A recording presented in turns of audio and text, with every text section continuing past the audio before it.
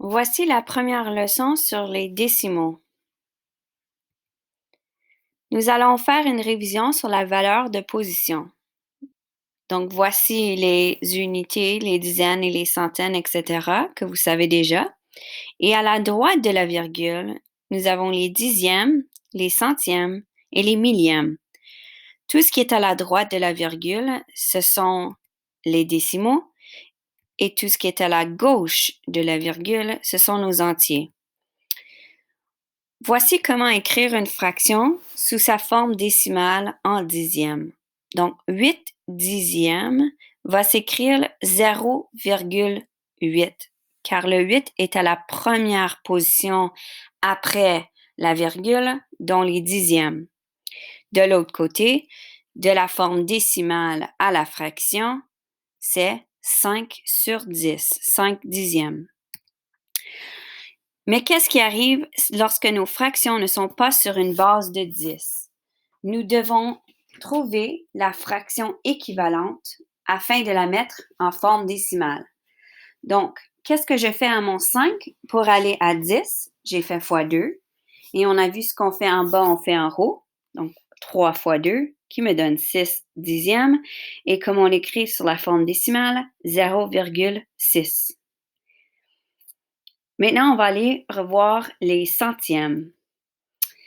Si on a 8 sur 100, comment on l'écrit sur sa forme décimale? C'est la deuxième position vers la droite de la décimale. Donc, ça va devenir 0,08 et on dit 8 centièmes. 0,24, on dit 24 centièmes. Donc, notre fraction, c'est 24 sur 100. Et si on change 84 centièmes pour écrire en forme décimale, on a le 0,84 qui se dit encore une fois 84 centièmes.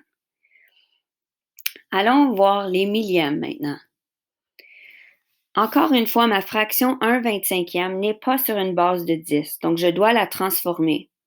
Si je veux la mettre jusqu'à 100, qu'est-ce que je fais à mon 25 pour aller à 100? J'ai fait x 4. Donc, en haut, je fais la même chose, qui me donne 4 centièmes et je l'écris 0,04.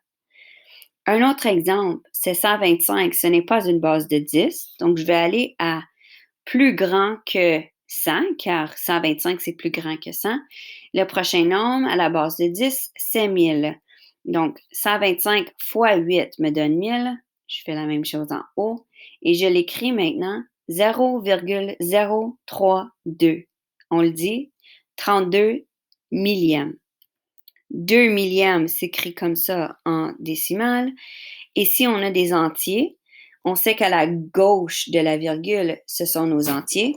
Donc, on va écrire 2,5 dixièmes, parce que les dixièmes, c'était la première position.